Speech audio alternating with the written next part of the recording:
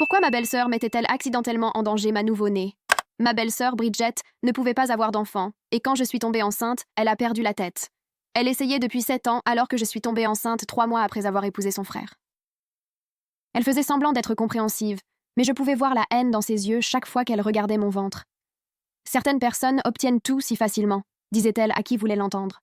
Ça doit être agréable de ne même pas avoir à essayer.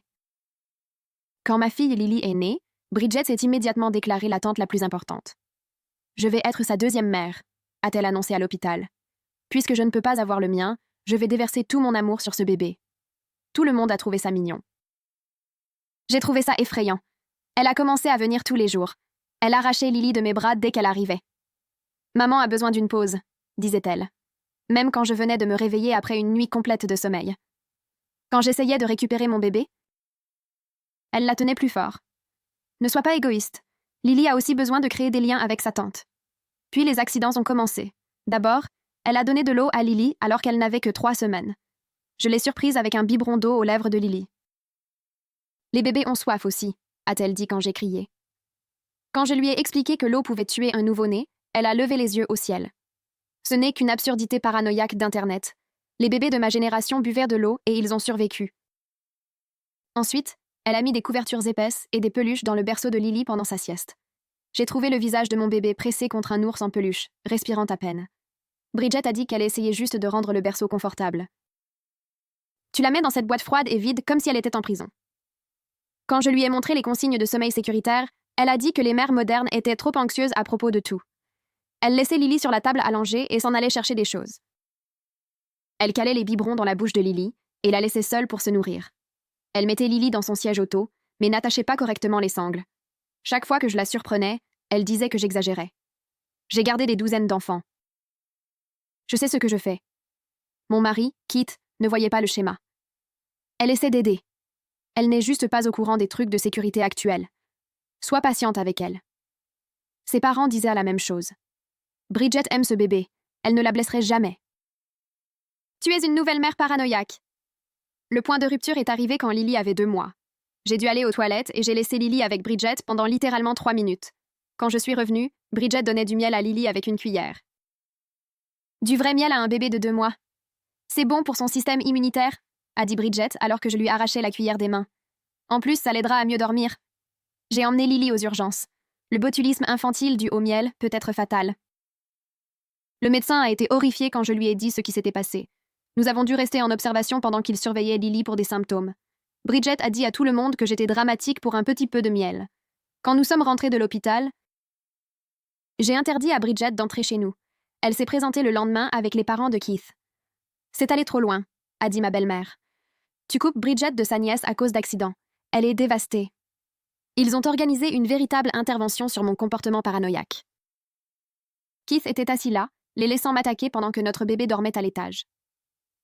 Peut-être que tu as de l'anxiété post-partum, a suggéré Bridget avec une fausse inquiétude. Ça fait que les mères voient le danger partout. C'est là que nous avons entendu un bruit sourd venant de l'étage. Tout le monde a couru dans la chambre du bébé. Bridget était montée pendant qu'il me faisait la leçon. Elle avait sorti Lily de son berceau et l'avait mise sur le siège de fenêtre pour prendre des photos.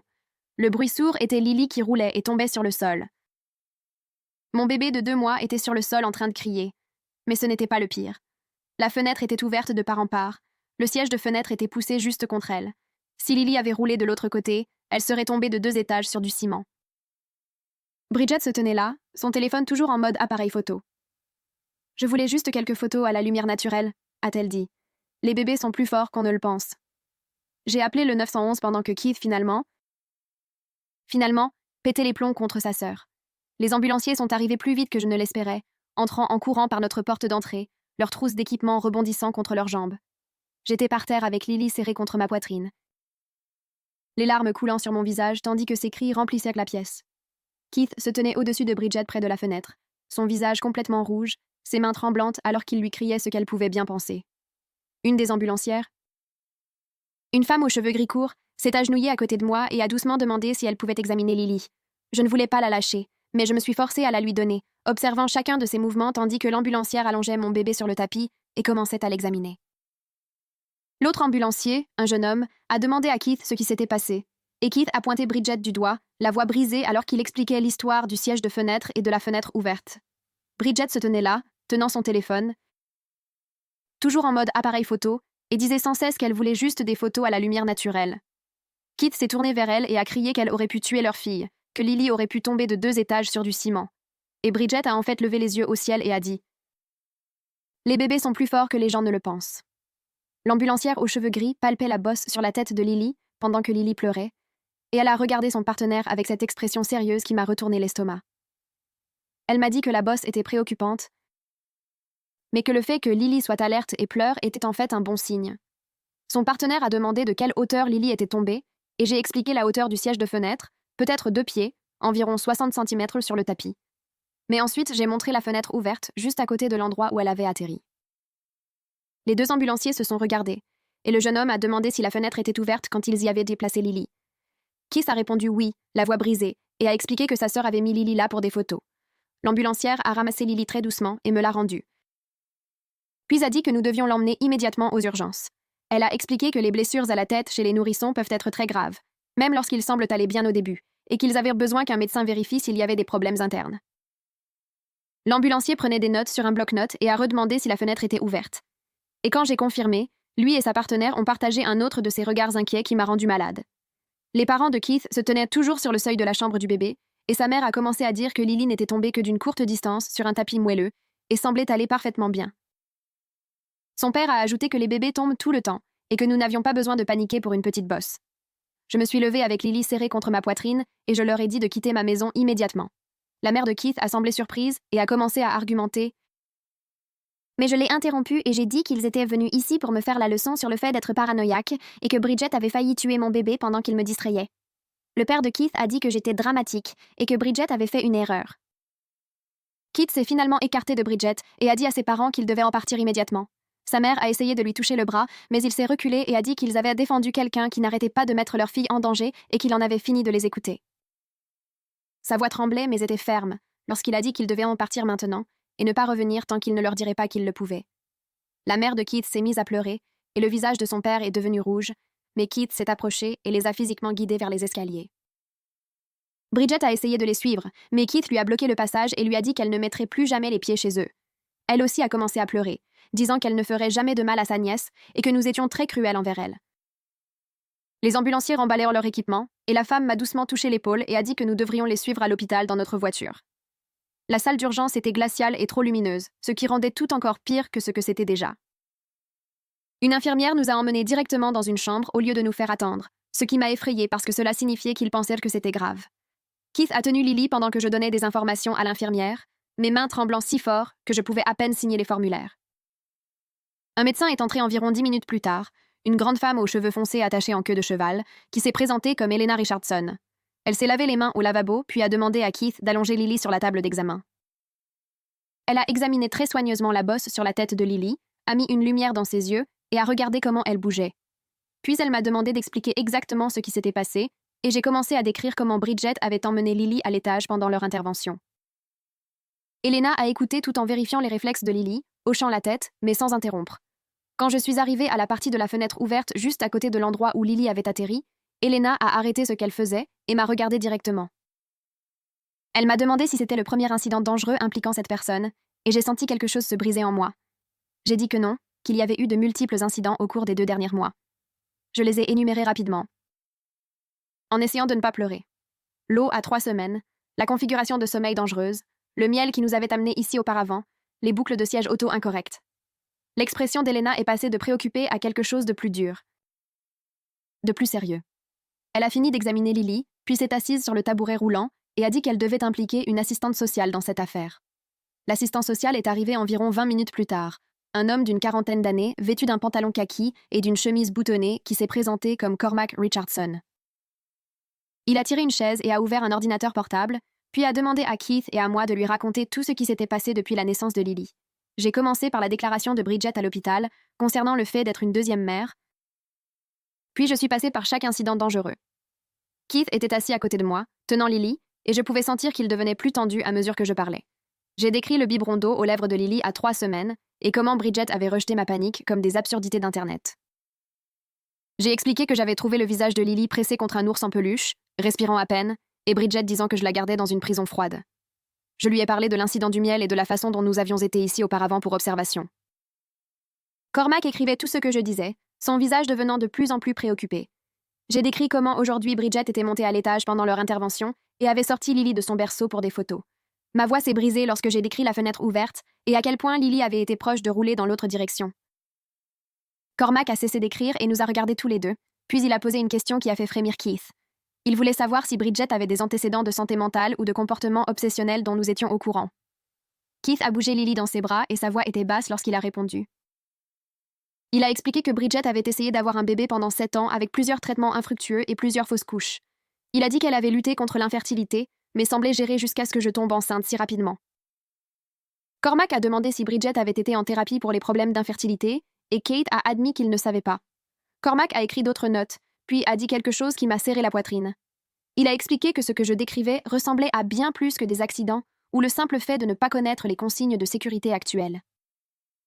Il a dit que le schéma suggérait quelqu'un qui créait délibérément des situations dangereuses ou qui était tellement obsédée par le bébé qu'elle ne pouvait pas reconnaître les risques qu'elle créait. Il a demandé si nous avions documenté l'un de ces incidents, et je lui ai parlé des dossiers de l'hôpital pour l'incident du miel. Cormac a hoché la tête et a dit qu'il allait recommander que l'hôpital garde Lily pour la nuit en observation, à la fois pour des raisons médicales et pour leur donner le temps de documenter correctement la situation.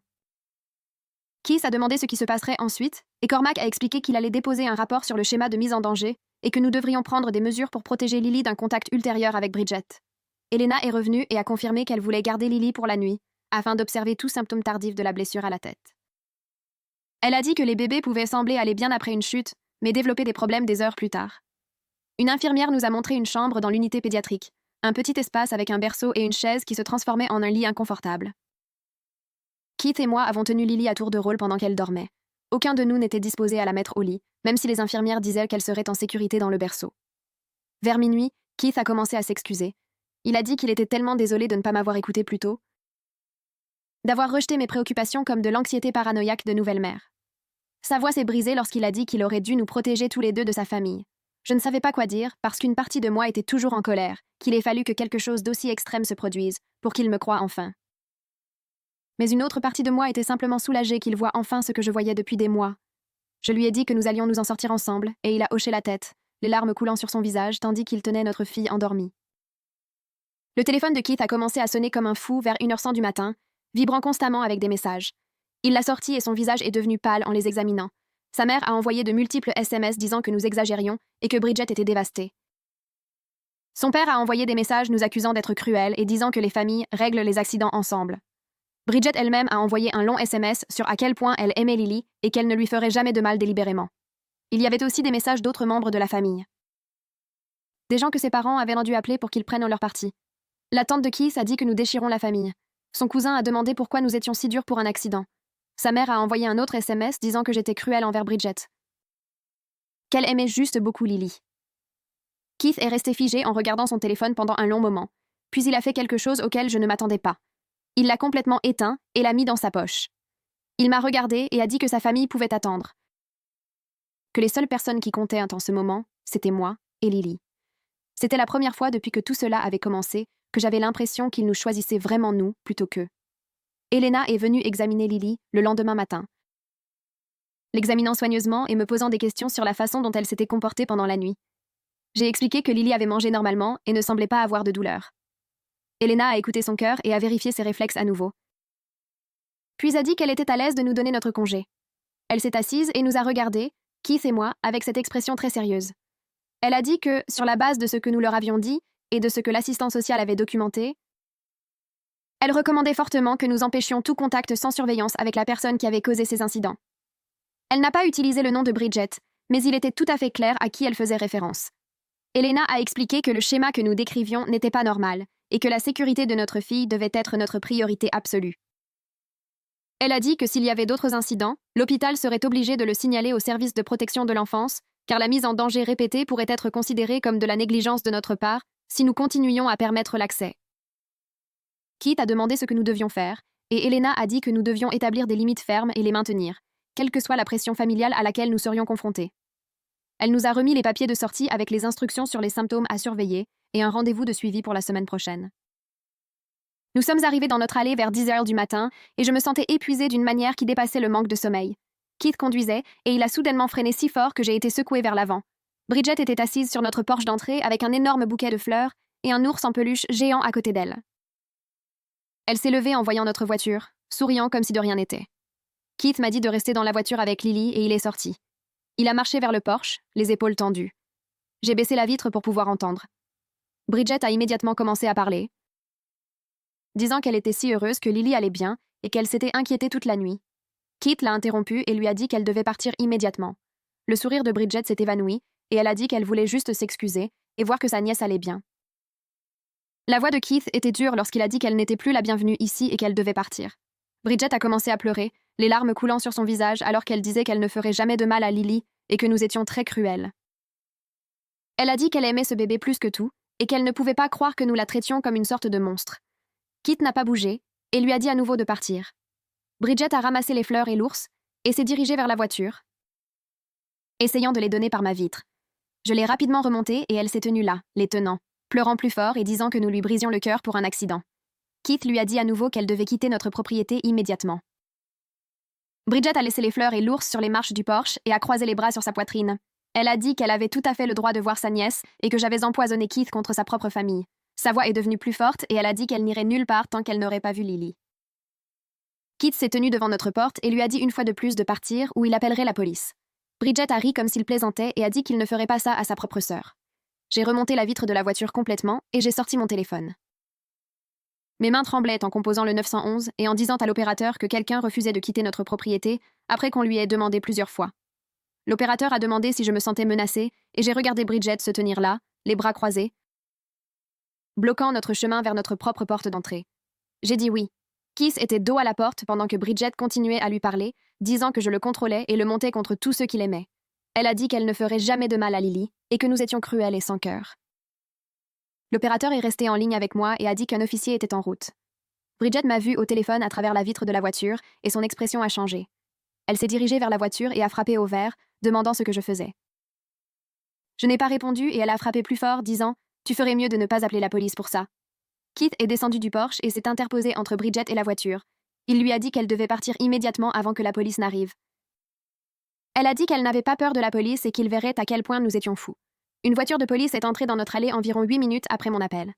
L'officier est sorti et nous a regardés tous, puis s'est dirigé vers Keith et a demandé ce qui se passait. Keith a expliqué que sa sœur avait été priée de partir plusieurs fois et avait refusé. Bridget l'a interrompu et a dit qu'elle voulait juste voir sa nièce et que nous la tenions à l'écart sans raison. L'officier a demandé les noms de tout le monde et les a écrits dans un petit carnet. Il a demandé à Keith si Bridget vivait ici, et Keith a dit non. L'officier a demandé à Bridget si on lui avait demandé de partir, et elle a dit oui, mais que ce n'était pas juste. L'officier a regardé son carnet à nouveau et a dit quelque chose à sa radio. Il est retourné à sa voiture pendant 1 minute, puis est revenu vers l'endroit où nous nous tenions. Il a dit à Keith que c'était la même adresse que l'appel au 911 d'hier concernant la chute d'un bébé. Keith a hoché la tête et a dit « Oui, c'était ça ». L'officier a demandé si Bridget était impliquée dans cet incident, et Keith a dit que c'était elle qui l'avait causé. Bridget a commencé à parler rapidement, disant que c'était un accident et que l'histoire de la fenêtre était exagérée. L'officier a levé la main et lui a dit d'arrêter de parler. Il a demandé à Keith d'expliquer ce qui s'était passé hier. Keith lui a raconté avoir trouvé Lily par terre après que Bridget l'ait sortie du berceau et l'ait mise sur le siège de fenêtre à côté d'une fenêtre ouverte, 2 étages plus haut. L'expression de l'officier est devenue très sérieuse. Il a demandé si l'hôpital avait été impliqué et Keith a dit que oui, que nous y avions passé la nuit pour observation. L'officier a écrit d'autres notes et a demandé à Bridget si c'était exact. Elle a dit que c'était un accident et que l'histoire de la fenêtre était sortie de son contexte. L'officier a dit à Bridget qu'elle recevait un avertissement formel d'interdiction d'accès, trespass warning, ce qui signifiait qu'elle n'était plus autorisée à entrer sur cette propriété. Il a dit que si elle revenait, elle pourrait être arrêtée. Le visage de Bridget est devenu rouge et elle a dit que c'était ridicule. L'officier a demandé si elle comprenait l'avertissement et elle a dit oui, mais que ce n'était pas juste. Il lui a dit qu'elle devait partir maintenant et elle s'est finalement dirigée vers sa voiture. Elle est montée et s'est assise là pendant 1 minute avant de partir. L'officier a donné à Keith une copie du rapport avec un numéro de dossier et a dit d'appeler immédiatement si elle revenait. Après son départ, Keith et moi sommes restés assis dans la voiture pendant quelques minutes sans rien dire. Lily dormait dans son siège auto et je ne voulais pas bouger et la réveiller. Le téléphone de Keith a recommencé à sonner. Il a regardé l'écran et a dit que c'était ses parents qui appelaient depuis le téléphone de Bridget. Il a répondu, et immédiatement la voix de son père a été assez forte pour que je l'entende depuis le siège passager. Son père criait sur la façon dont nous avions appelé la police pour la famille et que nous déchirons tout le monde. Keith a essayé de parler, mais son père a continué, disant que Bridget était dévastée et que nous la traitions comme une criminelle pour des accidents. Sa mère a pris le téléphone et sa voix était aiguë et tendue comme si elle avait pleuré. Elle a dit que Bridget sanglotait et que nous l'avions humiliée devant les voisins. Keith a finalement réussi à intervenir et a dit que Bridget avait refusé de partir après qu'on le lui ait demandé plusieurs fois. Son père a dit que cela n'avait pas d'importance, qu'on n'appelle pas la police pour la famille. La voix de Keith est restée calme mais ferme lorsqu'il a dit que la sécurité de Lily passait avant les sentiments de quiconque, y compris ceux de Bridget. Sa mère a demandé comment il pouvait dire ça de sa propre sœur, et Keith a dit que c'était parce que sa sœur avait failli laisser tomber leur fille par une fenêtre hier. Il y a eu un silence à l'autre bout. Son père a dit que nous étions dramatiques et que Bridget n'aurait jamais permis qu'il arrive quoi que ce soit à Lily. Keith a demandé s'ils avaient vu le rapport de police et les dossiers de l'hôpital. Sa mère a dit que ces choses étaient sorties de leur contexte. Keith leur a dit qu'il devait y aller et a mis fin à l'appel. Son téléphone a immédiatement recommencé à sonner. Mais il l'a éteint. Nous sommes finalement entrés et j'ai mis Lily dans son berceau. Elle ne s'est pas réveillée pendant le transfert et je suis restée là à la regarder respirer pendant un long moment. Keith est venu par derrière et a posé sa main sur mon épaule. Il a dit qu'il regrettait de ne pas avoir vu ce qui se passait plus tôt. Je ne savais pas quoi dire, alors j'ai continué à regarder Lily dormir. Cette nuit-là, je n'ai pas pu dormir du tout. Chaque bruit me faisait sursauter et je continuais à me lever pour vérifier Lily même si elle allait bien.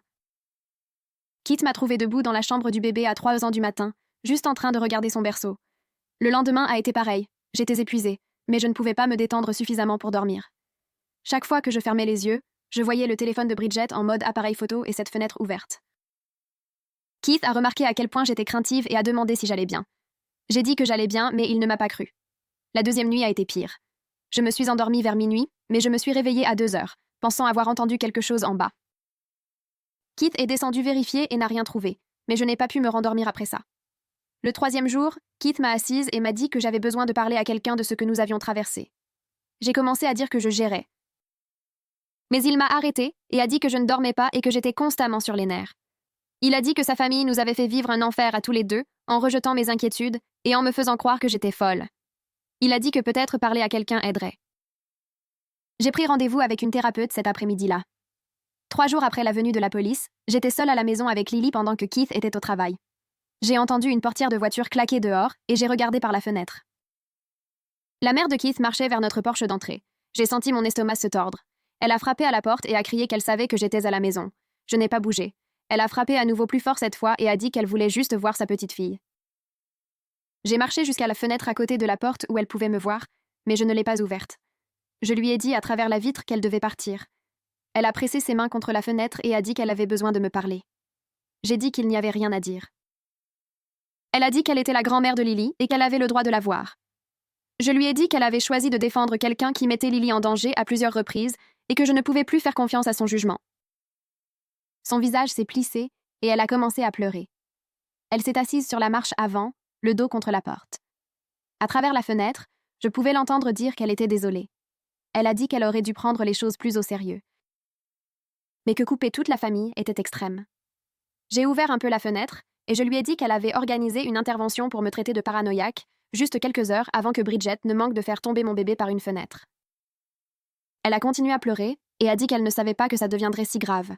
J'ai dit que c'était ça le problème, qu'elle ne voulait pas voir à quel point c'était déjà grave. Je lui ai dit que j'avais besoin d'espace pour savoir si je pourrais un jour lui faire confiance à nouveau. Elle a demandé pour combien de temps et j'ai dit que je ne savais pas. Elle est restée assise là pendant 10 minutes de plus avant de finalement monter dans sa voiture et de partir. J'ai appelé Keith au travail et je lui ai raconté ce qui s'était passé. Il a dit qu'il avait parlé à sa mère et lui avait clairement fait savoir qu'elle ne pouvait pas se présenter sans prévenir.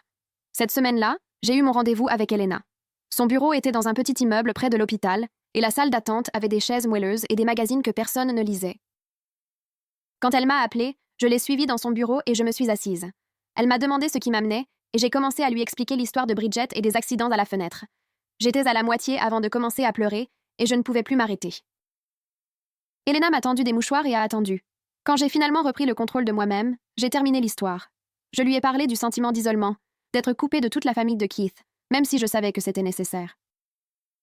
Elena a tout écouté, puis elle a dit quelque chose qui m'a fait pleurer à nouveau. Elle a dit que mes instincts maternels avaient été justes tout le temps.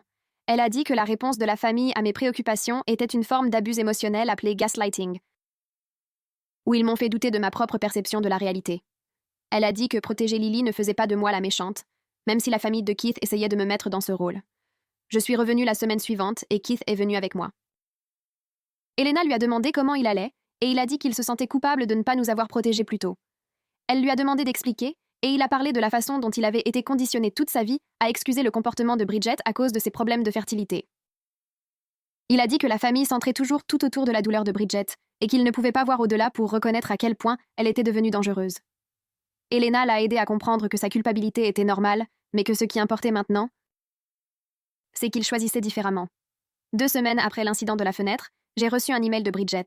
L'objet disait « S'il te plaît, lis ceci ». Et j'ai failli le supprimer sans l'ouvrir, mais j'ai cliqué dessus. L'email était long. Peut-être 8 paragraphes. Elle a écrit à quel point elle aimait Lily et comment ses actions venaient d'un endroit d'amour, et non de malice. Elle a dit qu'elle avait commencé à voir un thérapeute pour travailler sa douleur de ne pas avoir d'enfant. Elle a parlé de la difficulté des 7 dernières années et de la façon dont me voir tomber enceinte si facilement avait brisé quelque chose en elle. Tout l'email était malaisant. Il était centré sur sa douleur et ses luttes, pas sur le danger qu'elle avait créé. Il n'y avait aucune reconnaissance réelle qu'elle avait failli laisser tomber Lily par une fenêtre ou qu'elle avait donné du miel à un bébé de 2 mois. Il s'agissait plus de me faire la comprendre que d'assumer la responsabilité. Voici la traduction en français du texte. Je montrai le courriel à Keith et il le lut 2 fois. Il dit que ça paraissait manipulateur et j'étais d'accord. J'apportai le courriel à notre séance de thérapie suivante. Elena le lut lentement pendant que Keith et moi étions assis là à attendre. Quand elle eut fini, elle le posa sur la table basse entre nous et demanda ce que nous en pensions. Keith dit que cela donnait l'impression que Bridget essayait, mais quelque chose clochait. Je dis que tout me donnait des frissons parce qu'elle avait passé 8 paragraphes à parler de sa douleur et peut-être 2 phrases à demander pardon. Elena hocha la tête et expliqua que répondre serait une erreur. Elle dit qu'on avait dit à Bridget de rester à l'écart, et l'envoi de cette courriel était en soi une violation de limites. Si nous répondions, cela apprendrait à Bridget que la violation de nos limites lui donne ce qu'elle veut. C'est-à-dire le contact et l'attention. Keith laissa son visage s'affaisser et dit qu'il se sentait terrible d'ignorer sa sœur alors qu'elle souffrait clairement. Elena lui demanda si la souffrance de Bridget rendait Lily plus en sécurité, et il resta silencieux pendant un long moment avant de dire non. Elle lui dit que la culpabilité était un sentiment normal, mais agir en fonction de celui-ci à ce moment-là nous remettrait dans le même schéma où les émotions de Bridget comptaient plus que la sécurité de Lily. Keith accepta de ne pas répondre, mais je pouvais voir à quel point c'était difficile pour lui. La lettre des grands-parents. 3 jours plus tard, une enveloppe épaisse arriva dans notre boîte aux lettres. L'adresse de l'expéditeur était celle des parents de Keith, et à l'intérieur se trouvait une lettre dactylographiée sur du papier élégant. La mère de Keith l'avait écrite. Et son père l'avait également signée. La lettre disait qu'ils comprenaient, que nous étions contrariés et avions besoin d'espace, mais qu'ils étaient les grands-parents de Lily et voulaient en faire partie de sa vie. Ils promirent que Bridget ne serait présente à aucune visite et suggérèrent que nous pourrions nous retrouver dans un parc ou un restaurant où nous nous sentirions à l'aise. Ils dirent qu'ils avaient réfléchi à tout ce qui s'était passé et avaient réalisé qu'ils auraient dû écouter mes préoccupations plus tôt. La lettre se terminait en nous demandant de bien vouloir envisager de les laisser voir leur petite fille sous toutes les conditions que nous jugerions nécessaires. Keith la lut 2 fois, puis me l'attendit. Je la lus et je me sentis déchirée. C'étaient les grands-parents de Lily et une partie de moi voulait qu'elle ait cette relation. Mais ils s'étaient tenus dans notre salon et m'avaient traité de paranoïaque pendant que leur fille mettait mon bébé près d'une fenêtre ouverte à l'étage. Keith demanda ce que j'en pensais et je dis que je ne savais pas. Nous avons passé toute la soirée à en débattre. C'était de la famille et ils semblaient repentants, mais leur jugement avait été si mauvais au moment où cela comptait le plus. Consultation juridique. Nous avons pris rendez-vous avec un avocat la semaine suivante. Son nom était Garrett, et son bureau se trouvait dans un immeuble du centre-ville avec une salle d'attente qui sentait le vieux tapis. Lorsqu'il nous a appelés, Keith expliqua toute la situation pendant que je tenais Lily. Garrett écouta, prit des notes et posa des questions sur des incidents spécifiques. Lorsque Keith eut terminé, Garrett se pencha en arrière sur sa chaise et dit que dans notre État, les grands-parents n'avaient pas de droit de visite automatique. Il expliqua qu'à moins qu'ils ne puissent prouver que le refus d'accès nuirait à Lily, nous étions dans notre droit de limiter ou de refuser le contact. Keith sembla soulagé, mais Garrett leva la main et dit que cela ne signifiait pas qu'il n'essaierait pas de se battre devant les tribunaux. Il demanda si nous avions de la documentation sur tout ce qui s'était passé, et Keith dit que nous avions des dossiers hospitaliers concernant l'incident du miel et de la chute. Garrett dit que c'était bien, mais que nous avions besoin de plus. Il nous dit d'écrire chaque incident dangereux avec les dates et les heures, Chaque réponse dismissive des parents de Keith, chaque tentative de contact après que nous ayons établi des limites. Il dit « Si cela devient une bataille juridique pour les visites des grands-parents, nous aurons besoin d'un dossier clair montrant pourquoi nous limitons l'accès. » Le rendez-vous coûta $300 et nous sommes repartis plus inquiets que lorsque nous étions arrivés. Établir des limites écrites ce soir-là, après que Lily se soit endormie, Keith s'assit à l'ordinateur pour rédiger un courriel à ses parents. Il a dû recommencer 6 fois. Je le regardais taper, effacer et retaper. Finalement, il eut quelque chose qui lui semblait bon. Le courriel disait que nous apprécions leurs lettres et leurs excuses. Il disait que nous avions besoin d'au moins 3 mois sans contact pour guérir et établir nos limites familiales. Il disait qu'après ce temps, nous envisagerions des visites supervisées, mais seulement s'ils reconnaissaient la gravité de ce qui s'était passé et respectèrent nos décisions parentales à l'avenir. Keith me le lut à voix haute et demanda si cela sonnait juste. Je dis que cela semblait juste. Il fixa le bouton d'envoi pendant 1 minute entière avant de cliquer dessus. Ses parents répondirent le lendemain matin. Le courriel était court et en colère. Sa mère disait que Keith abandonnait sa famille et que je l'avais clairement monté contre eux. Elle disait qu'elle ne nous pardonnerait jamais de garder leur petite fille loin et que nous étions cruels. La partie de son père était pire. Il disait que si nous n'autorisions pas des visites raisonnables, ils n'auraient d'autre choix que de poursuivre leurs droits légaux en tant que grands-parents. Keith lut le courriel au petit déjeuner et ses mains tremblaient. Il me le montra et je sentis mon estomac se tordre. La menace était là, noir sur blanc. La documentation des incidents. J'appelai le bureau de Garrett et laissai un message concernant le courriel. Il me rappela cet après-midi-là et dit que la menace aidait en fait notre cause parce qu'elle montrait qu'ils étaient plus concentrés sur leurs droits que sur la sécurité de Lily. Mais il dit que nous devions maintenant prendre la documentation au sérieux. Je passai la semaine suivante à tout écrire. Je commençais par le biberon d'eau quand Lily avait 3 semaines et continuais à travers chaque incident dont je pouvais me souvenir. Les couvertures et peluches dans le berceau, la laisser sur la table à langer, le siège auto mal attaché, le miel qui nous avait envoyé aux urgences, l'intervention où il m'avait traité de paranoïaque, la fenêtre ouverte. J'ai inclus les dates et les heures au mieux de mes souvenirs. Keith lut ce que j'avais écrit et ajouta des détails que j'avais oubliés. Nous avons appelé les 2 hôpitaux et demandé des copies des dossiers. Le premier hôpital les envoya en quelques jours. Le second dit que cela prendrait 2 semaines. Nous avons mis le tout dans un classeur qui devenait plus épais chaque fois que nous ajoutions quelque chose. Le harcèlement dans les lieux publics. Puis Bridget commença à apparaître dans des lieux. La première fois, ce fut au supermarché un mardi matin. Je poussai le caddie avec Lily dans son siège auto et levai les yeux. Et Bridget était là, 3 allées plus loin. Elle se tenait là à nous regarder. Quand je l'ai vue, j'ai attrapé le caddie et suis allée directement à la caisse sans obtenir même la moitié de ce dont j'avais besoin. Mes mains tremblaient tellement que je pouvais à peine glisser ma carte de crédit. La deuxième fois, ce fut au cabinet du pédiatre de Lily pour son examen. J'étais assise dans la salle d'attente et Bridget passa devant la fenêtre à l'extérieur. Elle n'entra pas, mais elle passa 3 fois pendant notre rendez-vous. Je l'ai dit à la réceptionniste. Et elle a dit qu'il ne pouvait rien faire contre quelqu'un marchant sur un trottoir public. La 3e fois, ce fut au parc près de chez nous. J'avais emmené Lily en promenade et m'étais arrêtée pour m'asseoir sur un banc. Bridget était assise sur un banc à environ 50 pieds de distance. Elle ne s'est pas approchée ni n'a dit quoi que ce soit, mais elle regardait. J'ai pris Lily et je suis rentrée rapidement, regardant par-dessus mon épaule tout le long du chemin. Keith appela Bridget ce soir-là. Je pouvais l'entendre depuis l'autre pièce. Même si je ne pouvais pas distinguer les mots. Sa voix était forte et en colère. Quand il revint, il dit qu'il lui avait dit que ce qu'elle faisait était du harcèlement et que nous obtiendrions une ordonnance de restriction si elle continuait. Il dit qu'elle avait agi innocemment et avait affirmé qu'elle avait le droit de faire ses courses dans les mêmes magasins et de visiter les mêmes lieux que nous. Techniquement, elle avait raison. Elle n'enfreignait aucune loi en existant dans les espaces publics, mais c'était tellement clairement intentionnel. Elle savait où nous serions et elle s'assurait que nous la voyions. La planification de sécurité. Après cela, je commençais à avoir des attaques de panique chaque fois que je devais sortir de la maison avec Lily. Ma poitrine se serrait et je ne pouvais pas bien respirer. J'imaginais Bridget apparaissant partout où nous allions. Je l'imaginais essayant d'emmener Lily ou de causer un autre accident. Keith a dû venir avec moi au supermarché car je ne pouvais plus le faire seul. Lors de mon prochain rendez-vous, Elena m'a appris quelques exercices de respiration à utiliser lorsque la panique commençait. Elle m'a fait pratiquer le fait de remarquer 5 choses que je pouvais voir, 4 choses que je pouvais toucher, 3 choses que je pouvais entendre, 2 choses que je pouvais sentir et 1 chose que je pouvais goûter. Cela a un peu aidé, mais pas assez. Nous avons élaboré un plan de sécurité pour différents scénarios. Si Bridget s'approchait de nous en public, je m'éloignerais immédiatement et appellerais Keith. Si elle essayait de toucher Lily, je crierais à l'aide et appellerais la police. Si elle nous suivait, je conduirais jusqu'au poste de police au lieu de rentrer à la maison. Avoir des plans me faisait sentir un peu plus en contrôle. Mais j'avais toujours peur chaque fois que je quittais la maison. Keith appela son patron cet après-midi-là et lui expliqua tout. Il dit qu'il avait besoin d'un congé familial pour m'aider à traverser une période difficile et pour protéger notre bébé d'une situation dangereuse. Son employeur approuva 2 semaines immédiatement.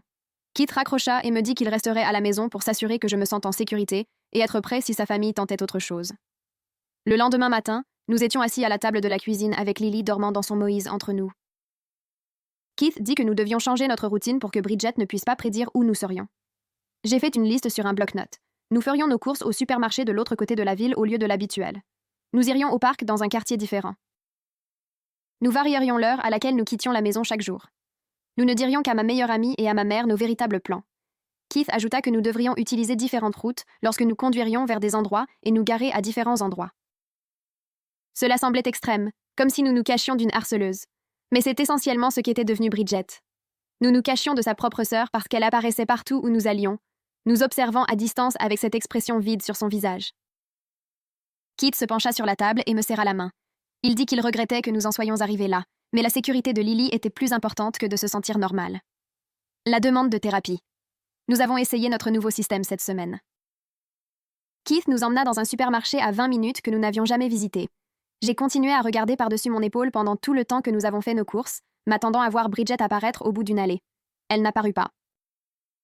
Nous sommes allés dans un parc de l'autre côté de la ville, et je me suis en fait suffisamment détendue pour pousser Lily sur les balançoires pour bébé. Pas de Bridget observant depuis un banc. Nous sommes rentrés à la maison en utilisant un itinéraire plus long qui nous a fait traverser des quartiers que nous ne fréquentions pas habituellement. J'ai commencé à respirer plus calmement. Peut-être que l'imprévisibilité fonctionnait. Peut-être qu'elle ne pouvait pas nous trouver si elle ne savait pas où nous serions. Le jeudi après-midi, Garrett appela et dit qu'il avait reçu une demande étrange. La thérapeute de Bridget l'avait contacté pour demander si nous participerions à une séance conjointe de thérapie familiale pour travailler à la réconciliation. La thérapeute dit que Bridget progressait dans la gestion de sa douleur liée à l'infertilité et voulait réparer la relation avec nous. La voix de Garrett devint sérieuse lorsqu'il me donna son conseil. Il dit que nous n'avions absolument aucune obligation de participer à la thérapie de Bridget. Il dit que ces séances conjointes pouvaient être utilisées pour nous manipuler afin que nous abandonnions nos limites. Il dit que les thérapeutes poussaient parfois à la réconciliation sans comprendre complètement le danger encouru. Il me dit de décliner la demande et de ne pas m'en sentir coupable. Je le remerciai et raccrochai. Lorsque Keith rentra à la maison après avoir récupéré des plats à emporter, je lui parlais de l'appel. Il avait l'air fatigué et triste, mais il était d'accord avec Garrett. Nous n'allions pas aider Bridget à se sentir mieux pour ce qu'elle avait fait. Nous protégions notre fille, pas nous ne gérions les émotions de sa sœur. Le soutien inattendu. La semaine suivante, le téléphone de Keith commença à exploser de messages de la famille élargie. Son cousin envoya un long message texte nous traitant de vindicatifs et disant que nous punissions Bridget pour quelque chose qui n'était pas entièrement de sa faute. Son oncle laissa un message vocal disant que nous devions être plus indulgents.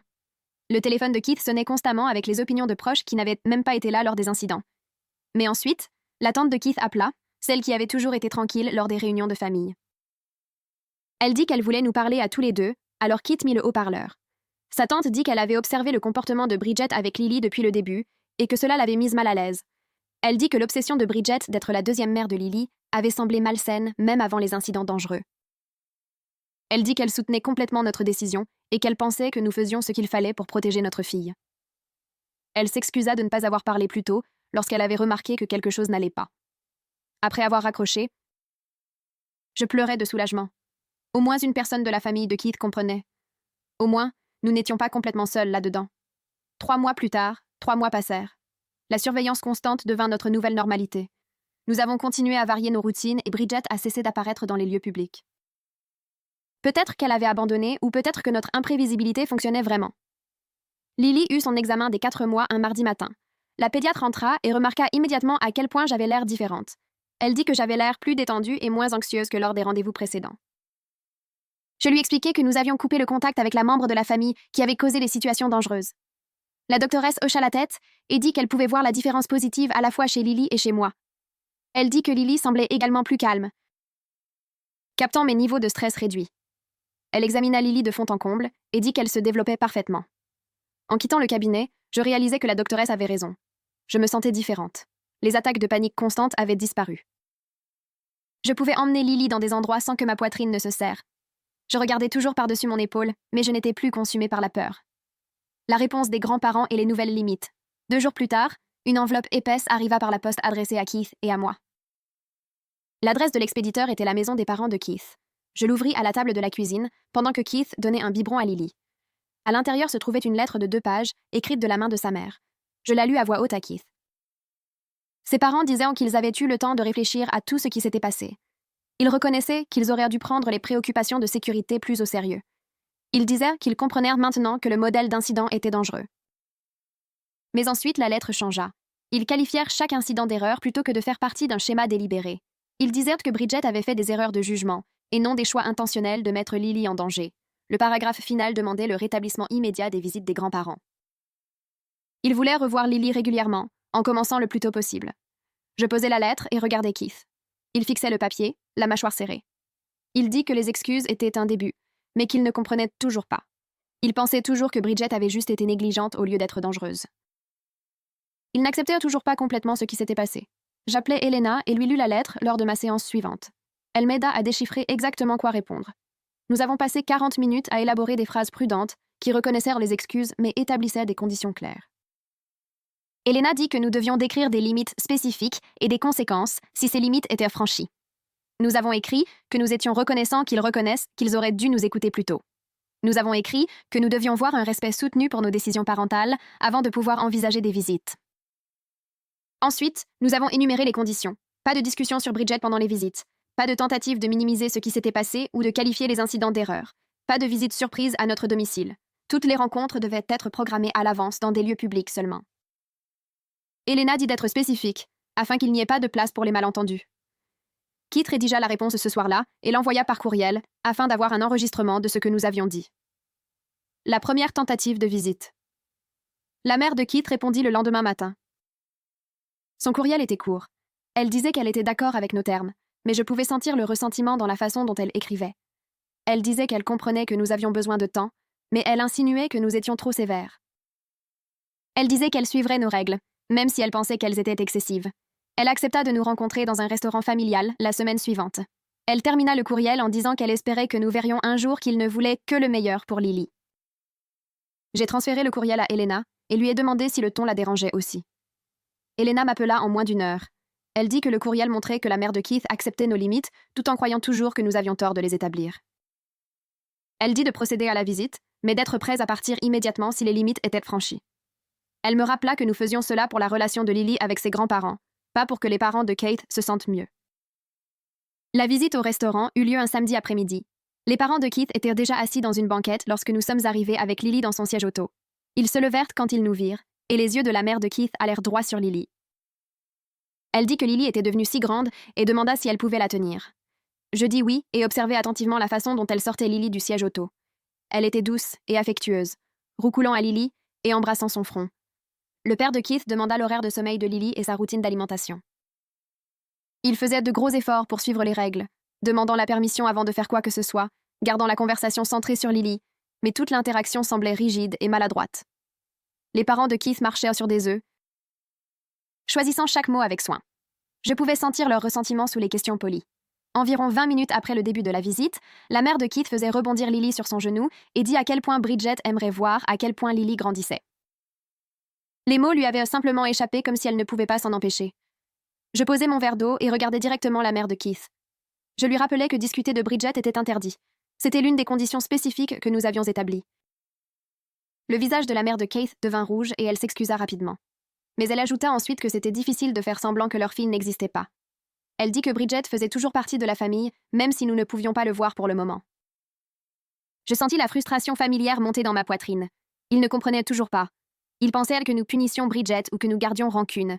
Ils ne pouvaient pas voir qu'il s'agissait de garder Lily en sécurité contre quelqu'un qui l'avait mise en danger à plusieurs reprises.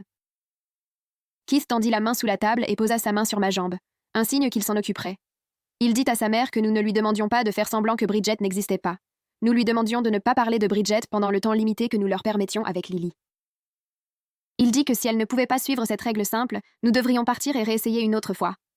Sa mère pinça les lèvres et hocha la tête. Elle me rendit Lily et dit qu'elle comprenait, mais je pouvais voir dans ses yeux qu'elle ne comprenait pas du tout. Le reste du trajet en voiture fut silencieux. Keith garda ses mains fermement sur le volant et je regardais les lumières de la rue passer en flou, tandis que Lily dormait dans son siège auto. Quand nous sommes entrés, Keith coucha Lily dans son berceau et nous nous sommes tenus dans le couloir entre sa chambre de bébé et notre chambre. Il me demanda ce que j'en pensais et je lui dis la vérité. Ses parents essayaient, mais ils ne comprenaient pas vraiment. Ils pensaient que nous les punissions et qu'ils étaient patients avec nous jusqu'à ce que nous nous en remettions. Keith passa sa main dans ses cheveux et dit qu'il avait remarqué la même chose. Sa mère avait été prudente avec ses mots, mais il pouvait sentir qu'elle pensait que nous étions trop durs. Je lui demandai s'il voulait continuer d'essayer avec eux, et il dit oui. Nous ne pouvions pas simplement couper toute sa famille pour toujours. Mais nous devions les surveiller attentivement et être prêts à repartir s'ils franchissaient en la ligne. J'étais d'accord, et nous avons décidé de planifier une autre visite dans 2 semaines au même restaurant. La deuxième visite est la rupture. La deuxième visite commença bien. Les parents de Keith arrivèrent à l'heure, et sa mère demanda immédiatement si elle pouvait tenir Lily. Je la lui tendis, et regardai la mère faire rebondir Lily sur son genou et faire des grimaces. Le père de Keith s'enquit des nouvelles compétences de Lily, et je lui dis qu'elle commençait à attraper des choses et à rouler. Nous avons commandé le déjeuner et parlé de sujets sûrs comme la météo et un film que le père de Keith avait vu. Puis la mère de Keith fouilla dans son sac à main et sortit une boîte cadeau enveloppée. Elle la posa sur la table entre nous et dit que c'était de quelqu'un qui aimait beaucoup Lily. Je regardai Keith et il regarda la boîte. Son père dit qu'il savait que nous avions des règles, mais que ce n'était qu'un petit jouet et des vêtements. Rien de dangereux. Keith demanda de qui venait le cadeau, bien que nous le sachions tous les deux déjà. Sa mère dit que c'était de sa sœur qui s'ennuyait terriblement de sa nièce. Je sentis ma poitrine se serrer et leur dis que nous ne pouvions pas accepter de cadeau de sa part. Cela faisait partie de notre limite de non-contact. Le visage de la mère de Keith s'affaissa et elle dit que ce n'était qu'un cadeau. Elle dit que sa sœur voulait juste montrer son amour pour Lily et que nous étions cruels de rejeter tout ce qui venait d'elle. Keith prit la boîte et la rendit à sa mère. Il expliqua lentement qu'accepter des cadeaux de sa sœur signifiait que ses parents agissaient comme intermédiaires. Cela violait la limite que nous avions établie. Sa mère repoussa la boîte à travers la table et dit que nous étions ridicules. Elle dit que sa sœur avait passé du temps à choisir des choses qui plairaient à Lily et que nous devrions au moins l'ouvrir. Je me levai et commençai à ranger le sac à langer de Lily. Keith dit à ses parents qu'il ne pouvait pas utiliser les visites avec Lily pour repousser sa sœur dans nos vies. Son père dit que nous exagérions pour un simple cadeau. Il dit que les familles se font des cadeaux et que nous faisions de tout un gros problème. Keith se leva également et dit que le gros problème était que sa sœur avait failli tuer notre fille à plusieurs reprises. Il dit que jusqu'à ce que ses parents puissent reconnaître cette réalité sans appeler cela des erreurs ou des accidents, nous ne pouvions pas faire confiance à leur jugement sur ce qui était sûr pour Lily. Sa mère se mit à pleurer et dit que nous étions très peu indulgents. Elle dit que sa sœur avait fait quelques erreurs mais qu'elle aimait Lily et que nous gardions rancune. Le père de Keith se pencha en avant et dit que nous devions laisser tomber notre colère. Il dit que le pardon signifiait surmonter ce qui s'était passé et donner des secondes chances aux gens. Keith posa sa main sur mon dos et dit que le pardon ne signifiait pas donner un accès continu à quelqu'un qui avait fait du mal à son enfant. Il dit que protéger Lily n'était pas une question de rancune ou de colère. C'était une question de sécurité de base, et le fait que sa sœur avait prouvé qu'on ne pouvait pas lui faire confiance près de notre bébé. Le visage de son père devint rouge, et il dit que nous étions moralisateurs. Il dit que tout le monde fait des erreurs avec les bébés, et que nous agissions comme si leur fille était une sorte de monstre. Keith dit que sa sœur avait donné du miel à un bébé de 2 mois et l'avait laissé près d'une fenêtre ouverte. Ce n'étaient pas des erreurs, c'étaient des choix dangereux qui auraient pu tuer Lily. Je pris Lily des genoux de sa mère et la mis dans son siège auto. Sa mère m'attrapa le bras et dit que nous ne pouvions pas partir. Elle dit qu'ils avaient suivi toutes nos règles et que nous les punissions pour avoir essayé d'aider sa sœur. Je lui enlevai le bras et lui dis qu'apporter des cadeaux de sa sœur n'était pas suivre nos règles. C'était tester nos limites pour voir ce avec quoi il pouvait s'en tirer. Keith ramassa le siège auto et nous nous sommes dirigés vers la sortie du restaurant. Sa mère nous suivit, criant que nous utilisions Lily comme une arme. Elle dit que nous punissions toute la famille et que nous gardions leur petite fille loin pour leur faire du mal. Keith s'arrêta à la porte et se retourna. Il dit à sa mère qu'il s'agissait de protection, pas de punition. Il dit que si elle ne pouvait pas comprendre la différence, nous avions alors besoin d'une autre pause de contact. Son père se leva et dit que nous faisions une énorme erreur. Il dit que nous regretterions de couper la famille à cause de notre fierté. Keith dit que garder Lily en sécurité ne serait jamais quelque chose que nous regretterions. Et nous sommes sortis sur le parking. Retour en thérapie. Nous sommes rentrés en voiture en silence à nouveau. Les mains de Keith tremblaient sur le volant et je pouvais voir des larmes sur son visage. Quand nous sommes entrés, il s'assit sur le canapé, la tête entre ses mains. J'ai mis Lily dans son transat et me suis assise à côté de lui. Il dit qu'il ne pouvait pas croire que ses parents ne comprenaient toujours pas. Après tout ce qui s'était passé, il pensait toujours que nous étions trop durs avec sa sœur. Je mis ma main sur son genou et dis que certaines personnes ne comprendraient jamais complètement. Keith dit qu'il avait pensé que si nous leur donnions du temps et établissions des limites claires, ils finiraient par voir pourquoi nous devions protéger Lily. Mais ils n'allèrent jamais choisir la sécurité de notre fille plutôt que les sentiments de sa sœur. Il dit qu'il ne savait pas s'il pouvait continuer d'essayer avec eux. Je lui dis que nous n'avions pas à décider quoi que ce soit pour le moment. Nous pourrions prendre une autre pause et voir comment nous nous sentirions dans quelques semaines. Keith hocha la tête et s'essuya les yeux. Il dit qu'il devait leur envoyer un courriel pour leur dire que nous allions à nouveau prendre nos distances. Je dis que je l'aiderais à l'écrire. J'appelai Elena le lendemain matin et lui demandai si elle avait de la disponibilité cette semaine. Elle nous fit une place 2 jours plus tard et Keith et moi étions assis dans son bureau pendant que Lily jouait sur une couverture par terre. Elena demanda comment s'étaient passées les visites avec les parents de Keith et je lui racontai l'histoire des cadeaux de sa sœur. Keith expliqua comment ses parents avaient défendu de les apporter et comment toute la visite s'était effondrée. Elena hocha la tête et dit qu'elle n'était pas surprise. Elle dit que certains membres de la famille n'acceptent jamais complètement la responsabilité d'avoir permis un comportement nuisible.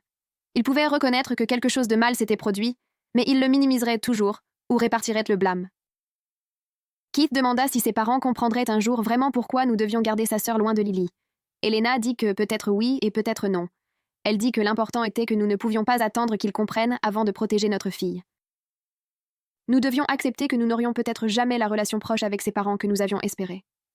La voix de Keith se brisa lorsqu'il dit que c'était difficile à accepter. Elena dit « Bien sûr que c'était difficile. » Il était en deuil de la perte des relations familiales qu'il pensait avoir. Il avait imaginé ses parents comme des grands-parents impliqués et sa sœur comme une tante aimante. Au lieu de cela, il choisissait entre la sécurité de sa fille et sa famille élargie. C'était une position terrible, et il était normal de se sentir triste à ce sujet. Keith parla de la façon dont il avait toujours imaginé Lily grandissant près de ses parents. Il avait imaginé des dîners du dimanche et des vacances, et ses parents gardant les enfants pendant que nous sortions pour des rendez-vous galants. Il dit qu'il se sentait coupable que Lily ne connaisse pas ses grands-parents comme il avait connu les siens. Elena se pencha en avant et dit que Keith construisait quelque chose d'important, même si cela ne ressemblait pas à ce qu'il avait imaginé. Il créait une nouvelle culture familiale, basée sur la sécurité et des limites saines. Il enseignait à Lily que ses parents la protégeraient toujours, même lorsque cela leur coûterait des relations qu'ils valorisaient. C'était un cadeau, même si cela signifiait perdre des liens familiaux élargis toxiques. Elle dit que Lily grandirait en sachant que ses parents la plaçaient en premier, et cela avait plus de valeur que d'avoir des grands-parents qui permettaient un comportement dangereux. Keith hocha lentement la tête et dit qu'il n'y avait jamais pensé de cette façon. Elena dit que le deuil et faire ce qui était juste pouvaient coexister en même temps. Il pouvait se sentir triste de perdre sa famille, tout en sachant qu'il prenait la seule décision qui gardait Lily en sécurité. La menace légale. 5 mois passèrent. Nous nous habituâmes à une routine sans les parents de Keith ni sa sœur. Lily avait 7 mois et commençait à s'asseoir toute seule. Keith et moi avions trouvé un rythme en tant que parents, et je n'avais plus d'attaque de panique lorsque nous sortions de la maison. Puis une lettre arriva d'un cabinet d'avocats que je ne reconnaissais pas. Je l'ouvris debout à la boîte aux lettres et je sentis mon estomac se tordre. C'était une lettre de cessation et d'abstention au nom de sa sœur, alléguant que nous la diffamions. La lettre disait que nous avions dit aux gens qu'elle avait mis Lily en danger et que ces fausses déclarations nuisaient à sa réputation. Elle exigeait que nous arrêtions immédiatement de faire ces affirmations ou que nous ferions face à des poursuites judiciaires. J'entrai et tendis la lettre à Keith. Il la lut 2 fois, puis appela Garrett. Nous le rencontrâmes l'après-midi suivant et il lut attentivement la lettre. Il dit qu'elle était sans fondement car nous n'avions partagé que des informations véridiques avec des professionnels de la santé et des membres de la famille immédiate. La vérité était une défense complète contre la diffamation. Mais il dit que la lettre montrait le refus continu de sa sœur d'accepter la responsabilité de ce qu'elle avait fait. Au lieu de reconnaître son comportement dangereux, elle essayait de nous faire taire légalement. Garrett dit que la menace légale pourrait en fait se retourner contre elle. Il expliqua que répondre à cela nécessiterait qu'il prépare la documentation. Il documenterait chaque incident dangereux avec des dates et des détails. Il a dit que si elle donnait réellement suite à une action en diffamation, nous utiliserions toutes ces preuves au tribunal. Cela créerait un dossier public permanent de ces actions auxquelles n'importe qui pourrait accéder. Ce serait bien pire pour sa réputation que tout ce que nous avions dit en privé à la famille. Keith a demandé si nous devions nous inquiéter qu'elle intente une véritable action en justice. Garrett a dit que probablement pas, une fois que son avocat verrait les preuves que nous avions. La plupart des avocats ne prendraient pas une affaire de diffamation lorsque l'accusé pouvait prouver que tout ce qu'il avait dit était vrai. Il a dit qu'il enverrait une lettre de réponse décrivant le modèle documenté de mise en danger d'un enfant et soulignant que toute action légale supplémentaire entraînerait notre demande d'une ordonnance de restriction. La documentation de Garrett a passé la semaine suivante à rassembler tout ce que nous avions. Il a obtenu des copies des dossiers des urgences des 2 visites à l'hôpital. Il a obtenu des déclarations des médecins qui ont traité Lily. Il a compilé mes récits écrits de chaque incident avec des dates et des détails précis. Il a organisé tous les messages textes et courriels de la famille de Keith. Quand il a eu fini, il avait un classeur de 2 pouces d'épaisseur documentant le comportement dangereux de sa sœur. Il a rédigé une lettre de réponse à son avocate qui faisait 4 pages. Elle énumérait chaque incident avec des détails cliniques. Elle comprenait des références aux dossiers médicaux et aux déclarations des médecins. Elle expliquait que nous avions partagé des informations véridiques sur des faits réels et que la vérité était une défense complète contre la diffamation. La lettre se terminait en soulignant que si elle entreprenait d'autres actions légales, nous chercherions une ordonnance de restriction et utiliserions toute cette documentation pour la soutenir. Garrett a envoyé la lettre et nous avons attendu. 2 semaines se sont écoulées et nous n'avons rien entendu. Puis 3 semaines. Garrett a dit que le silence suggérait que son avocate lui avait conseillé de laisser tomber. Il a dit que tout avocat compétent examinerait nos preuves et lui dirait qu'elle n'avait aucune affaire. Plus importante encore, il lui dirait que la poursuivre ne ferait que créer le dossier public de ses actions qu'elle essayait d'empêcher. Révéler la vérité à la famille. 1 semaine après que Garrett eut envoyé sa réponse à son avocate, Keith a reçu un appel de sa tante qui était à l'hôpital le jour de la naissance de Lily. Elle a demandé si nous pouvions nous rencontrer pour un café et a dit que c'était important. Keith y est allé seul pendant que je restais à la maison avec Lily. Il est revenu 2 heures plus tard, l'air épuisé, mais aussi soulagé. Sa tante avait appris par plusieurs membres de la famille que Bridget racontait à tout le monde une histoire complètement différente de ce qui s'était passé. Dans sa version, nous étions des parents cruels qui ne la laissaient pas voir sa nièce à cause de désaccords mineurs sur les styles parentaux. Elle se présentait comme la victime de notre paranoïa surprotectrice. Sa tante a dit qu'elle savait que quelque chose n'allait pas avec cette histoire, parce qu'elle avait vu comment Bridget avait agi à l'hôpital à la naissance de Lily. La façon dont elle avait essayé de tenir Lily avant mon arrivée. La façon dont elle avait parlé d'être la 2e mère de Lily. Elle a dit qu'elle aurait dû dire quelque chose à l'époque, mais qu'elle ne voulait pas causer de drame familial. Maintenant, elle demandait ce qui s'était réellement passé, parce que les pièces ne s'assemblaient pas. Keith lui a tout raconté. Chaque incident dangereux. Chaque fois que nous avions essayé d'en parler, chaque fois que ses parents avaient défendu Bridget, il lui a montré les dossiers de l'hôpital des 2 visites aux urgences. Il lui a montré la documentation que Garrett avait rassemblée. Sa tante s'est assise là, les larmes coulant sur son visage, disant qu'elle était tellement désolée de ne pas avoir parlé plus tôt. Elle a dit que la moitié de la famille croyait la version de Bridget et l'autre moitié soupçonnait qu'il y avait plus dans l'histoire, mais personne ne connaissait la vérité. Keith a demandé si elle pensait que nous devions essayer de clarifier les choses avec d'autres membres de la famille. Elle a dit oui, que les gens méritèrent de savoir ce qui s'était réellement passé, afin qu'ils puissent prendre des décisions éclairées concernant leurs relations avec toutes les personnes impliquées. La fracture familiale. Au cours des 2 semaines suivantes, Keith et moi avons eu des conversations prudentes avec certains membres de la famille en qui nous avions confiance. Sa tante et son oncle sont venus chez nous et nous leur avons tout montré. La chronologie des incidents, les dossiers médicaux, les déclarations des médecins, les messages textes de ses parents défendant Bridget. Son oncle n'arrêtait pas de secouer la tête en disant qu'il savait que Bridget avait eu du mal avec son infertilité, mais qu'il n'avait jamais imaginé que cela aurait affecté son jugement si gravement. Tous 2 se sont excusés de ne pas nous avoir contactés plus tôt, d'avoir supposé que tout allait bien lorsque nous avons cessé d'aller aux réunions de famille. La cousine de Keith est venue séparément, et sa réaction a été différente. Elle a dit qu'elle avait toujours trouvé Bridget trop intense à vouloir s'impliquer avec Lily. Elle se souvenait que Bridget avait fait des commentaires pendant ma grossesse sur la façon dont elle serait celle qui enseignerait à Lily tout ce qui était important. Comment elle aurait un lien spécial avec elle que personne d'autre ne comprendrait. Sa cousine avait trouvé cela étrange à l'époque, mais avait supposé que Bridget était juste excitée d'être une tante. Lorsque nous lui avons montré ce qui s'était réellement passé, elle est devenue en colère. Pas contre nous, mais contre Bridget, et contre les parents de Keith pour lui avoir permis. Elle a dit que ses propres enfants étaient plus âgés maintenant, mais qu'elle ne laisserait plus jamais Bridget les garder après avoir entendu cela. Nous avons également parlé à l'oncle maternel de Keith, un pédiatre à la retraite qui avait toujours été gentil avec moi. Il a examiné la documentation médicale et a dit que le schéma était clair et profondément troublant. Il a dit que les actions de Bridget allaient au-delà de l'ignorance ou des informations obsolètes. L'incident du miel à lui seul aurait dû être un énorme signal d'alarme pour toute la famille. Il a dit qu'il avait essayé de raisonner les parents de Keith, mais qu'il n'était pas optimiste quant à leur écoute. Les réactions des membres de la famille ont varié du choc à la validation. Certains d'entre eux ont admis qu'ils avaient senti que quelque chose n'allait pas avec la façon dont Bridget agissait autour de Lily, mais qu'ils n'avaient pas su à quel point c'était grave. D'autres étaient horrifiés que les parents de Keith aient organisé une intervention, me traitant de paranoïaque au lieu de protéger leur petite fille. Certains ont dit qu'ils avaient remarqué que Bridget devenait plus obsessionnelle et isolée au fil des années de traitement de fertilité. Mais personne n'avait su comment l'aider. La cousine de Keith a proposé d'organiser des réunions de famille chez elle qui excluraient spécifiquement Bridget et les parents de Keith. Elle a dit qu'elle voulait que ses enfants connaissent Lily et qu'elle voulait que nous continuions à nous sentir connectés aux membres de la famille qui comprenaient ce que nous avions traversé. Elle a dit que les parents de Keith avaient donc fait leur choix de donner la priorité à Bridget sur la sécurité et le confort de tout le monde. Et ce choix avait des conséquences. D'autres membres de la famille ont été d'accord. La nouvelle normalité. En un mois, il y a eu une nette division dans la famille élargie de Keith entre les personnes qui nous croyaient et soutenaient nos limites, et les personnes qui croyaient la version de Bridget ou ne voulaient pas s'impliquer. Le fait d'avoir ne serait-ce que quelques membres de la famille comprenant notre position a fait une énorme différence pour Keith. Il avait eu l'impression d'avoir perdu toute sa famille en choisissant de protéger Lily.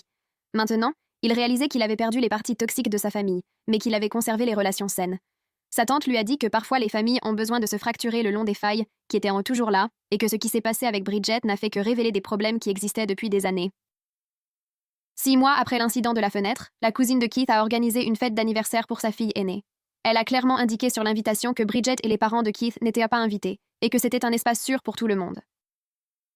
Nous avons décidé d'y aller parce que Lily avait 7 mois et que nous voulions qu'elle rencontre sa famille élargie. Entrer dans cette fête était étrange. Il y avait probablement 20 personnes, toutes liées à Kate de diverses manières, et aucune d'elles n'était sa famille immédiate. Sa tante s'est précipitée dès que nous sommes arrivés et a demandé si elle pouvait tenir Lily. J'ai senti tout mon corps se crisper, mais Keith m'a serré la main et a hoché la tête.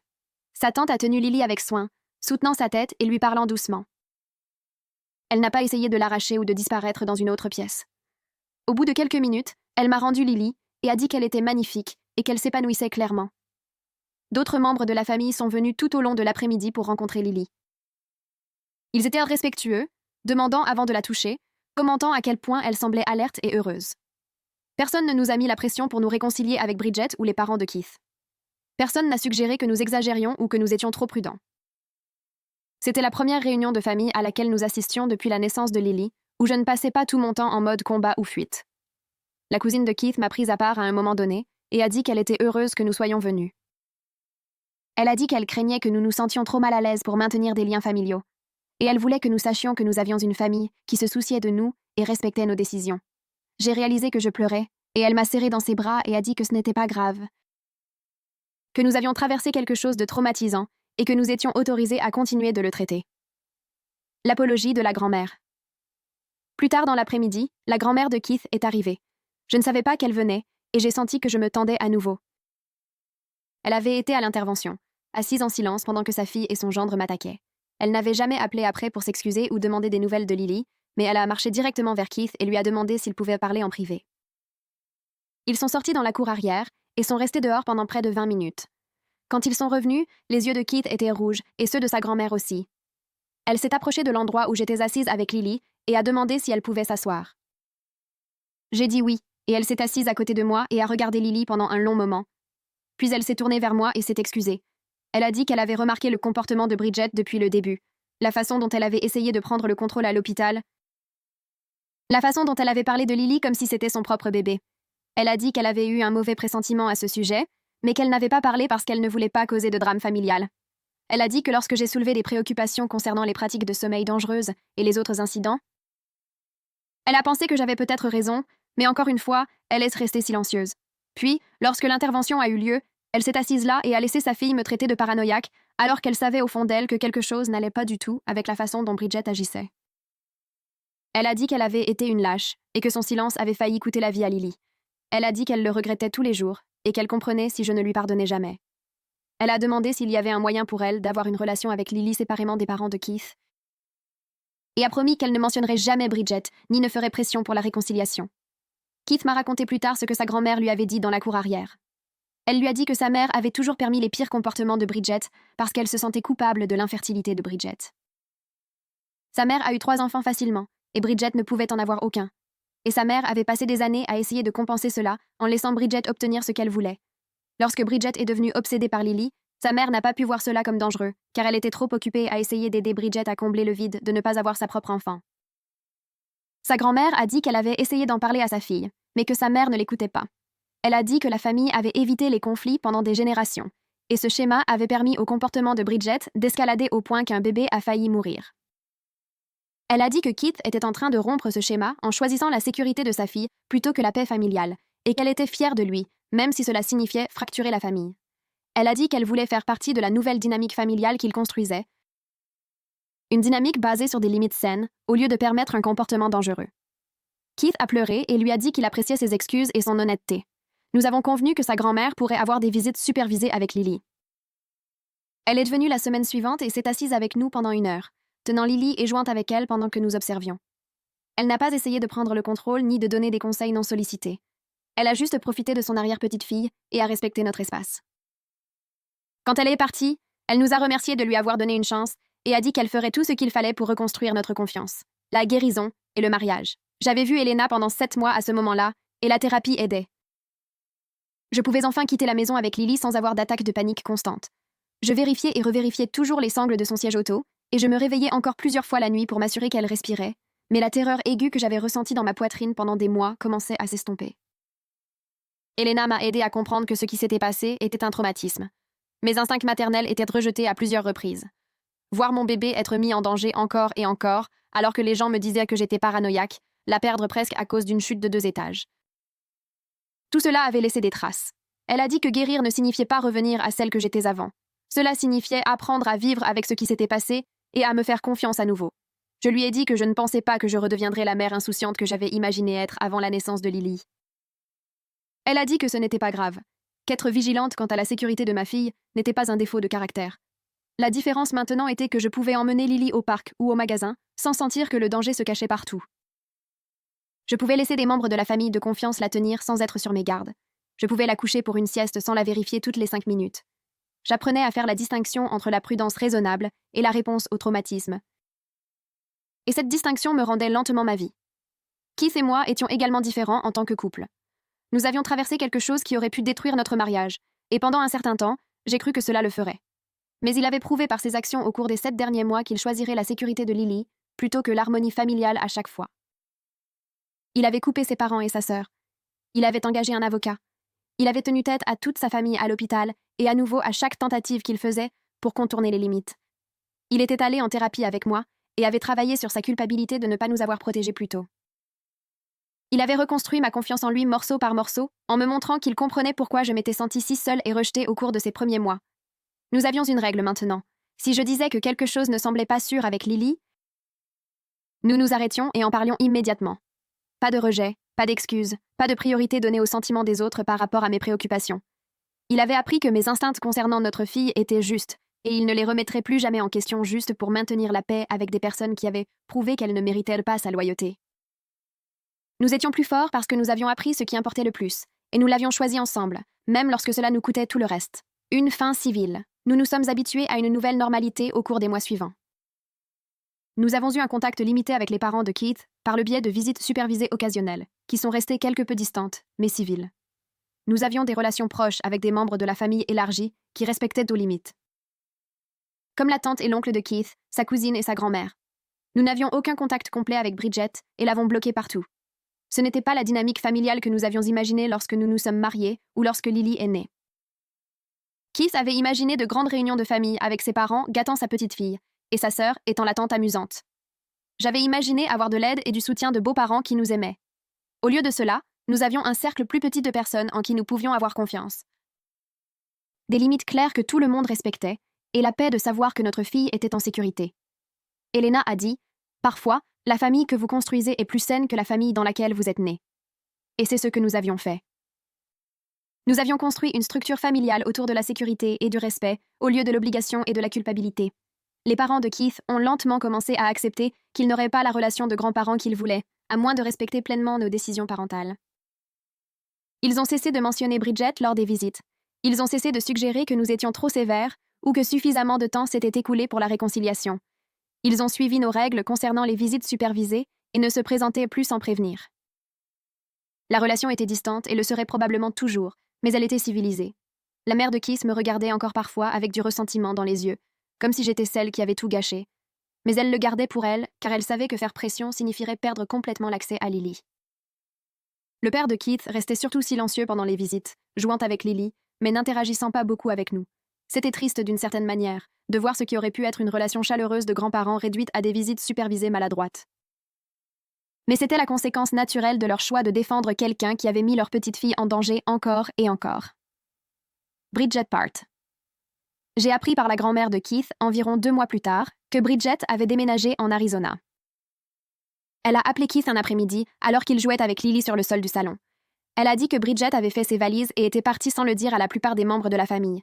Elle n'avait envoyé qu'un message texte à ses parents disant qu'elle avait besoin d'un nouveau départ ailleurs. Keith a raccroché le téléphone et m'a regardé avec un mélange de soulagement et de tristesse sur son visage. Une partie de lui était heureuse qu'elle soit loin, où elle ne pouvait pas apparaître au supermarché ou passer devant notre maison. Une partie de lui était en deuil de la sœur qu'il pensait avoir avant que tout cela n'arrive. J'ai ressenti principalement du soulagement. La distance physique signifiait que je pouvais respirer plus facilement lorsque je sortais avec Lily. Mais nous n'avons pas changé nos limites, simplement parce que Bridget avait déménagé à travers le pays. La géographie n'a pas réparé ce qui était cassé en elle, ni effacé ce qu'elle avait fait. Elle pouvait déménager en Alaska, et cela ne changerait pas le fait qu'elle ait mis ma fille en danger à plusieurs reprises. La règle de non-contact est restée parce que la distance ne guérit pas quelqu'un qui refuse de voir qu'il avait tort. Le premier anniversaire. Le premier anniversaire de Lily est arrivé plus vite que je ne l'avais prévu. J'avais passé tellement de ces premiers mois en mode survie, essayant juste de la garder en sécurité et de traverser chaque jour. Maintenant, elle marchait presque. Babillait constamment et avait cet énorme sourire qui illuminait tout son visage. Je l'ai regardée un matin alors qu'elle prenait son petit déjeuner et j'ai réalisé à quel point tout était différent. Je faisais maintenant entièrement confiance à mon instinct. Quand quelque chose n'allait pas avec Lily, j'agissais immédiatement sans douter de moi-même ni craindre de paraître paranoïaque. J'avais construit un cercle de personnes autour de nous qui respectaient nos règles et comprenaient pourquoi elles existaient. La tante de Keith nous contactait régulièrement. Sa cousine nous invitait à des événements familiaux qui se sentaient en sécurité. Elena était devenue plus que notre thérapeute. C'était quelqu'un que je pouvais appeler lorsque j'avais besoin de parler de décisions difficiles. J'avais appris la leçon la plus importante de toutes, que protéger ma fille importait plus que de maintenir la paix avec des personnes qui ne la protégeraient pas non plus. Certaines relations coûtent trop cher à maintenir. Perdre les parents de Keith en tant que grand-parent actif a fait mal. Perdre sa sœur en tant que membre de la famille a fait mal, mais garder Lily en sécurité valait chaque perte. Nous avons planifié la fête d'anniversaire de Lily chez nous avec les personnes qui nous avaient soutenus tout au long. La tante et l'oncle de Keith sont venus tôt pour aider à mettre les décorations. Sa cousine a amené ses enfants, qui étaient gentils avec Lily, et suivaient toutes nos règles de sécurité. Elena est arrivée avec un cadeau enveloppé dans du papier brillant recouvert de papillons. Nos amis proches, qui m'avaient entendu pleurer et être en colère pendant les pires mois, sont venus avec de la nourriture et de l'amour. Les parents de Keith ont appelé ce matin-là pour demander s'ils pouvaient en venir. Keith leur a dit qu'ils pouvaient en passer pendant 1 heure, mais c'était tout. Ils sont arrivés juste à l'heure, l'air maladroit et déplacé au milieu de personnes qui célébraient véritablement avec nous au lieu de nous juger. La mère de Keith a tenu Lily pendant quelques minutes et a chanté joyeux anniversaire avec tout le monde. Son père a pris quelques photos, mais ils sont partis avant que nous ne coupions le gâteau, disant qu'ils avaient d'autres projets. Leur départ prématuré m'a fait moins de mal que je ne l'aurais cru. Je m'attendais à me sentir triste ou en colère en les voyant partir. Au lieu de cela, je me sentais bien. Nous avions une pièce remplie de gens qui aimaient Lily et nous respectaient en tant que parents. J'ai regardé Lily assise dans sa chaise haute avec son gâteau d'anniversaire devant elle. Elle l'a regardé pendant 1 seconde comme si elle n'était pas sûre de ce qu'il fallait faire. Puis elle en a attrapé une poignée et l'a pressée entre ses doigts, riant tandis que le glaçage se répandait partout. Tout le monde s'est rassemblé pour prendre des photos et l'encourager. Elle était couverte de glaçage bleu, souriant à toute l'attention, complètement sûre et heureuse. J'ai regardé la tante de Keith montrer à Lily comment écraser le gâteau plus fort. Les enfants de sa cousine lui chantaient. Elena souriait de l'autre côté de la pièce. Keith se tenait à côté de moi, la main sur mon dos. Ces personnes ne mettraient jamais délibérément Lily en danger. Elles ne rejetteraient jamais mes préoccupations, ni ne me diraient que j'étais paranoïaque. Elles ne choisiraient jamais les sentiments de quelqu'un d'autre plutôt que la sécurité de ma fille. La rupture avec la famille de Keith a laissé des cicatrices que je porterai probablement pour toujours. J'étais maintenant plus prudente, plus méfiante quant à qui je faisais confiance près de Lily. J'avais encore des moments où je me glissais à côté d'elle pendant qu'elle dormait juste pour m'assurer qu'elle respirait. Mais ma fille était en sécurité. Elle s'épanouissait. Elle était entourée de personnes qui la protégeraient de la manière qu'elle méritait. C'était ce qui comptait le plus. Tout le reste, toute la douleur, la perte et le drame familial en valaient la peine pour ce moment.